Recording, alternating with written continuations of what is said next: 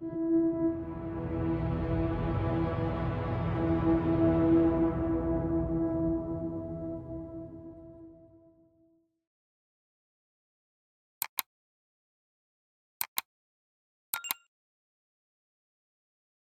evening, all, and thank you for tuning in to tonight's story.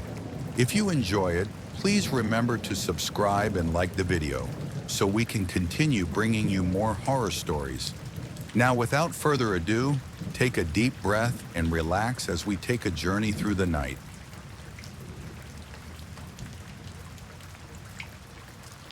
I tried not to show that I knew. I'd heard the other air marshals talk about it, but I didn't believe them. Drunk stories, hushed whispers in back rooms, legends passed between agents working graveyard flights. There's something out there, they'd say, hiding in plain sight. Yet here I was, undercover on a red-eye flight to Reykjavik, and I had an honest-to-God vampire in seat 6A. I had noticed the moment he boarded. A tall man, dressed simply, a navy blue suit, black leather gloves. No luggage, no carry-on. His gait too fluid, too effortless, like his feet never really touched the ground. Then there was his face, pale, polished like stone, with cheekbones that could cut glass. No wrinkles, no pores, no visible sweat. He had eyes the color of old blood, set deep under a perfectly smooth brow. He did not blink. Not once. I kept my hands steady on my tray table, my plastic cup half filled with stale airplane coffee. From my seat in 14C, I had a clear view down the aisle. 6A sat perfectly upright, hands folded in his lap. He hadn't moved since takeoff. Didn't read, didn't eat, didn't check his phone. Just watched. Not me, not yet, but someone. And that someone was the girl in 7B. We were somewhere over the Atlantic, and the plane had gone silent. A full flight, yet barely anyone stirred. Heads slumped forward, eyes shut, breathing deep. The flight attendants whispered near the galley, voices low and drowsy. The cabin lights dimmed. Outside the window, the sky stretched black as an open mouth. I checked my watch and glanced at 7B. She was asleep, or at least I thought she was. Her head rested against the window, blonde hair tangled around her headphones. 6A had not stopped looking at her. I adjusted my belt, shifting my weight. It was against protocol to interfere unless a direct threat presented itself. But my gut twisted. He was waiting for something. The seatbelt sign flickered on. A ripple of turbulence shook the plane. I felt it deeper than I should have, like the air had thickened, pressing itself into my ribs. Then, 6A turned his head. Slow, deliberate, and his gaze landed on me. My throat locked. He knew. I held steady, keeping my face neutral, my hands relaxed. I'd been trained for this. Long stakeouts, undercover work, blending in, but there was nothing normal about this. His lips parted. A smile, but not a real one. His teeth, God. They weren't fangs, that would have been easier. Expected. Instead, his teeth were small, thin, too many, like a shark's mouth, layered back and back and back. I gripped the armrest. His gaze flicked toward my hand. I let go. His smile widened. And then slowly he turned back to 7B. The temperature dropped. I could see my breath. The plane rattled again. Not turbulence. Something beneath us. The flight attendant up front shifted, rubbing her arms. "Is it cold in here?" she murmured to her coworker. They fiddled with the thermostat. Nothing changed. I checked the window. Something moved outside. A shape in the dark clouds. Not lightning, not the wing. Something with form. Then 7B exhaled sharply, I turned. She was shivering now, teeth chattering. A soft whimper escaped her lips. Her skin looked pale. I watched, unmoving. 6A leaned forward, just slightly. His lips parted again, and he inhaled. A thin wisp, colorless, weightless, rose from her mouth. I blinked. My body refused to move, as if every muscle had been locked in place. I was watching him steal the breath from her lungs. No bite, no blood, no need for a wound, just a slow siphoning. Her skin grew paler, her fingers twitched. 6A sighed, satisfied. The air grew thinner. He sat back, adjusting his gloves. A few rows up, a passenger stirred, then went still. 7B exhaled again, fainter. Her breathing was fading. My training kicked in. My fingers closed around my holster. Protocol be damned. This was a direct threat. I unclipped the strap, heart hammering, fingers going numb from the cold. 6A turned his head again. No expression now, no smile, just waiting. A challenge. I stood, a shadow passed over the plane. Something outside. The oxygen mask dropped from above, swaying gently. Passengers twitched in their seats. Not waking, not aware. Trapped in a twilight sleep. A whisper slid through the cabin, not from the intercom. "Sit down, agent."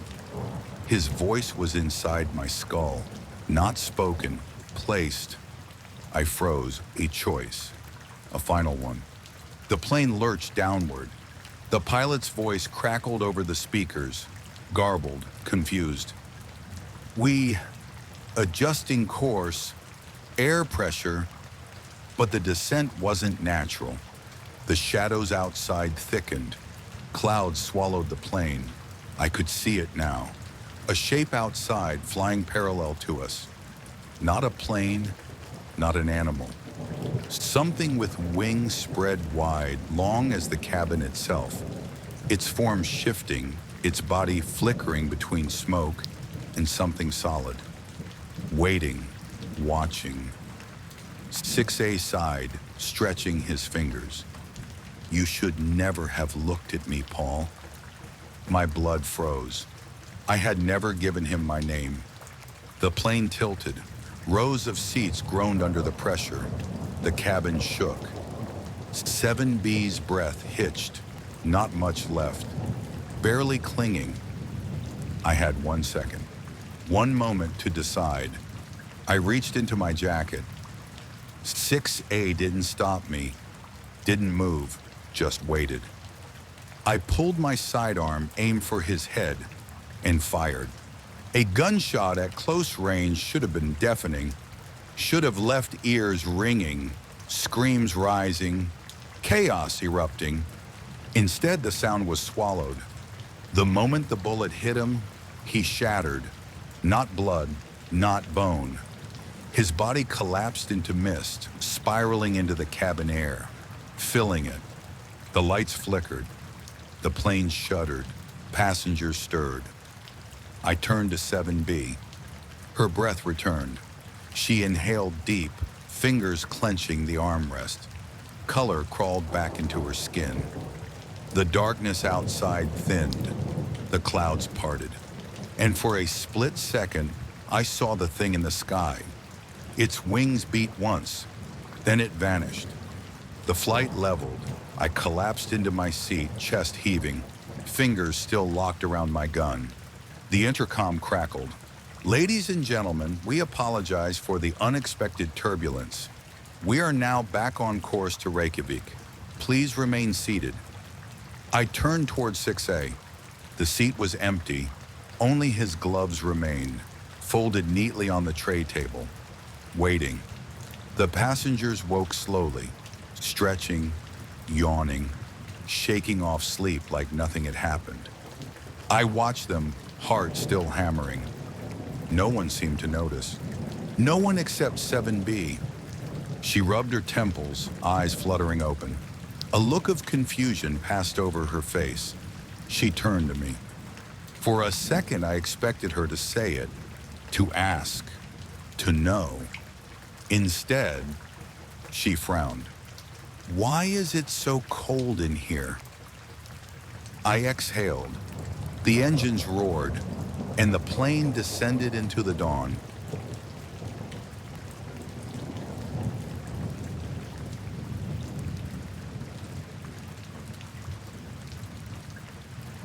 I never believed in miracles, but I believed in results.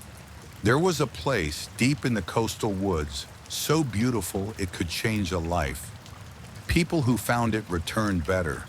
They healed faster. Their minds sharpened. Their careers soared. Their families thrived. Some called it sacred. Others whispered that it was not. I had nothing to lose. My mother was gone. My father buried before I was old enough to remember his voice. I had drifted through life like a ghost, a man who existed without truly living. If there was something out there that could fix that, I would find it. I was given instructions, passed down in hushed voices. Follow the shoreline west. When the scent of salt fades, step into the woods. Walk until the light bends in a way that feels unfamiliar. And above all, no matter what you hear, do not answer the cries for help. The ocean stretched silver and quiet as I made my way along the coast. Cliffs jagged like broken teeth, waves rolling low. The morning air smelled of brine and wet stone. Then, the change. The wind died. The scent of salt thinned. The trees rose higher, branches folding inward like clasped hands. A hush fell over the land. I stepped into the woods. Light pooled in streaks, filtered through a canopy so thick it felt deliberate, as if something was controlling what I could see. The air was thick with warmth, not unpleasant, just different. A kind of softness that did not belong in nature. I moved forward, heart steady. The deeper I went, the more the world around me seemed to breathe. The trees stood taller here, smooth-barked and glistening. Their roots curved above ground, tangled like fingers pulling upward. The undergrowth pulsed with color, shifting in ways my eyes could not follow. Then in the distance, a glade, a place so unnaturally beautiful that my breath caught. Sunlight bathed it in gold, leaves shimmering like glass. The grass looked softer than any fabric I had ever touched. A pool of water lay at its center, rippling though there was no wind. The moment I saw it, I knew. This was the place, a single step closer. And then, the scream. It came from the trees behind me, a voice sharp, wet, raw. "Help!" I froze, another cry, closer now. "Please! I'm hurt!" I turned, pulse hammering, nothing but trees. A final voice, a child's, weak, desperate, sobbing. "Please, don't leave me." The blood in my veins turned to ice. I had been warned. But that voice, God, it sounded real, not distant, not hollow like some trick of the wind. Human, terrified. I stepped back toward the glade. "No, please don't go." My foot hovered above the grass. One more step, and I would be safe. I knew it, felt it in my bones. But the voice behind me, it was crying now. I gritted my teeth, fists clenched. "I can't find my mom." I squeezed my eyes shut. Not real, not real. Then, the sound of movement, rustling, footsteps. Fast, too fast. Something running toward me. I turned, I saw it, and I wished I hadn't. At first glance, it looked human. The shape was there, arms, legs, a face. a body that had once belonged to something like me. But the details, God, the details. Its skin was torn open at the mouth, peeled back in two flaps like an overripe fruit. A hollow cavity stretched down its throat, deep into its chest, gaping and glistening. No lips, no teeth, just a black void where a voice should have been. Yet the sound still came. Please. A voice that did not belong to the thing speaking it. The chest pulsed with every word, like a throat, like it was breathing in my fear. I stumbled back. The thing twitched, jerked forward. The folds of its exposed throat quivered, then tore open wider. From deep inside, more voices, not one, dozens, crying, begging, screaming, voices stolen, kept, used.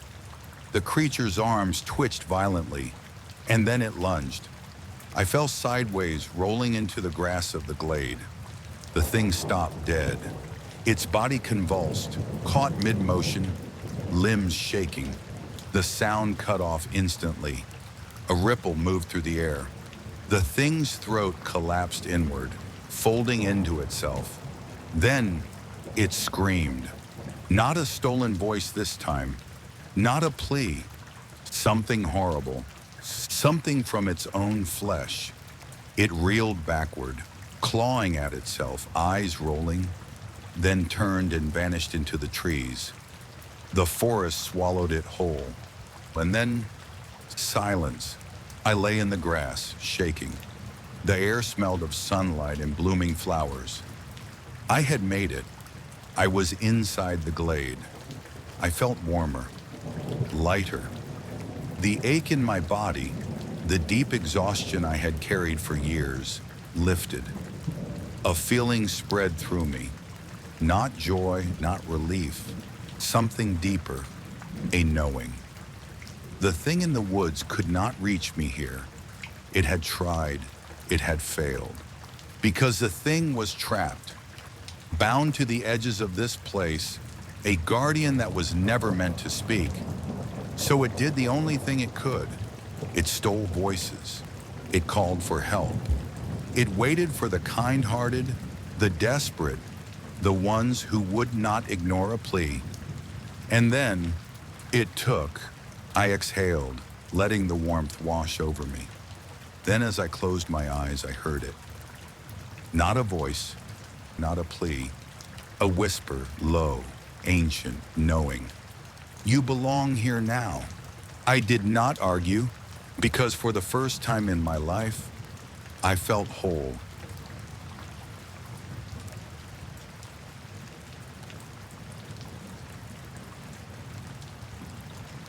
His eyes were twisted and his teeth jagged. But those lips, those weren't his lips. I knew my brother's face. I had known it since childhood. Every freckle, every scar, every shift in his expression, the way he'd grin, lopsided and teasing, whenever he told a joke, the way his lip curled when he was about to lie. But the thing sitting across from me at the dinner table, hands neatly folded, posture stiff as a corpse, that wasn't him. The lips were pale, too smooth, like they had never been touched by sunlight, never cracked with a dry cough, never bled from a careless bite. They moved with a sick precision, curling at the corners. He was smiling. Something on your mind, Jack? His voice sounded right, but voices could be mimicked. I gripped my fork harder. The candle between us flickered, sending shadows dancing across the worn kitchen walls. He was still staring. I forced a laugh. Yeah, you look like hell. His smile widened. A sliver of pink parted his borrowed lips. I saw his teeth again. They weren't human, not really. Teeth had depth. They sat in gums anchored in bone, part of the flesh that held them in place. But these looked placed, like they had been set into the mouth one by one, lined up in jagged precision. I swallowed hard. Long night? He tilted his head. The candlelight caught his eyes, and for the first time, I saw them move. Not like eyes adjusting to light, not like a casual glance. They shifted inside his skull, as if whatever sat behind them was trying to adjust to wearing them. I forced myself to eat. I had to act normal, had to pretend that whatever sat across from me was still my brother. Because if I didn't, it would know. And if it knew, I wouldn't be leaving this table alive. He had come home the night before. That was what I had told myself anyway. I heard the key in the door, heard the shuffle of boots against the hardwood. I had been sitting in the living room, whiskey in hand, replaying every conversation we ever had. My brother had been missing for 3 weeks, and then, just like that, he walked through the door. "I'm home." 2 words, simple, but the moment he said them, my stomach curdled. The house felt different. The walls seemed farther apart. The air carried a faint dampness, like the scent of rotting leaves after a storm. I stood slowly. "Where the hell have you been?" His eyes flickered. For a moment, just a second, he looked confused, like he wasn't sure what to say. Then a smile, those lips. "I got lost." A lie. I knew it. He knew it. But I didn't push. Not yet. Now, sitting at the table, I felt the sweat at the base of my neck. He was still watching, still smiling. I focused on my plate. One bite, another. Chew, swallow, act normal. His hand twitched. I nearly dropped my fork. It wasn't a natural twitch, not a muscle spasm. It was a delayed reaction, like his fingers had forgotten how to move. "Jack," he said, "why do you look so nervous?" My heartbeat hammered. I forced a grin. "You disappear for 3 weeks and come back looking like that? I'd have to be an idiot not to be concerned." His lips twitched, a flicker of something beneath them. Not teeth, not flesh. Something else. I set my fork down carefully. "Tell me where you've been." His fingers curled against the table. His nails dug too deep into the wood. A slow breath left his lips.